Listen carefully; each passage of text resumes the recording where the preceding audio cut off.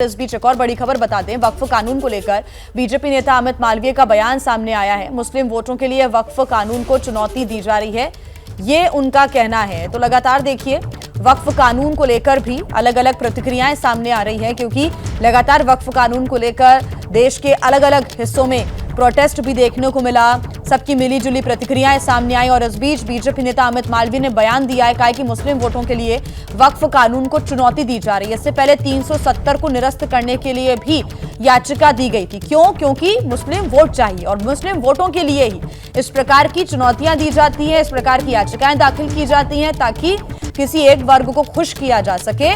ये कहीं ना कहीं इसके पूरे मायने। अमित मालवीय बीजेपी के नेता, वक्फ कानून को लेकर उन्होंने ये कहा है, ये टिप्पणी की है। उन्होंने कहा है कि 370 को निरस्त करने के लिए भी याचिकाएं दी गई थी, लेकिन इसके बाद जब हम सभी ने देखा कि जैसे ही चुनाव होते हैं ये तमाम मुद्दे जोर पकड़ते हैं, लेकिन अमित मालवीय का कहना है कि जोर बस इसलिए ही पकड़ते हैं ताकि तुष्टीकरण किया जा सके और एक वर्ग को साधा जा सके। अंकित हमारे साथ जुड़े हुए हैं। अंकित, पहला सवाल मेरा यही है कि पहले तो वही सवाल कि न्यायपालिका पर जो निशिकांत दुबे ने बोला तो उस पर प्रधानमंत्री को घेरा जा रहा है, और अब एक और बड़ी खबर आ गई है सामने कि वक्फ कानून को लेकर अमित मालवीय का कहना है कि एक वर्ग को कहीं ना कहीं साधा जा रहा है और इसी वजह से याचिकाएं दी जाती है, चुनौती दी जाती है।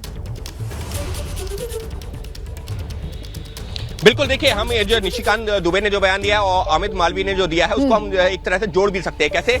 निशिकांत दुबे ने किस मुद्दे पर ये बात कही है, क्योंकि वक्फ संशोधन पर जो कानून को सुप्रीम कोर्ट में जो चुनौती दी गई थी और सुप्रीम कोर्ट ने जो ये कहा था, जो उसकी टिप्पणियां आई थी, उसको लेकर के एक तरह से निशिकांत दुबे ने ये बताने की कोशिश की है कि एक तो आप राष्ट्रपति से कहते हैं कि आप जो है एक तय समय सीमा में ये बिल के ऊपर या कानून के ऊपर फैसला लीजिए, या किसी भी जो भी आपके पास में दस्तावेज आता है उस पर फैसला लीजिए। तो दूसरी तरफ जो है, जो सुप्रीम कोर्ट है वो वक्फ मामले पर जो संसद से पारित कानून है उस पर जो है इस तरीके से टिप्पणियां करती है। लेकिन अमित मालवीय क्या कह रहे हैं? वो ये कह रहे हैं कि वक्फ एक ऐसा कानून है, एक ऐसा मुद्दा है जिसको लेकर के सिर्फ तुष्टीकरण की राजनीति की जा रही है। और अमित मालवीय ने अपना जो पोस्ट किया है उसमें असदुद्दीन ओवैसी के नाम का जिक्र किया है, इमरान मसूद, इमरान प्रतापगढ़ी और ममता बनर्जी के नाम का जिक्र किया। और कहा क्या है? कहा यह है कि ये तमाम नेता है जो मुस्लिम तुष्टीकरण की राजनीति करना चाहते हैं और सिर्फ जो मुसलमानों के वोट की राजनीति करना चाहते हैं, जबकि जो एक आम मुसलमान, बयानबाजियों का दौर लगातार जारी है। इसके बाद क्या प्रतिक्रिया आती है, इस पर हमारी नजर रहेगी। अंकित।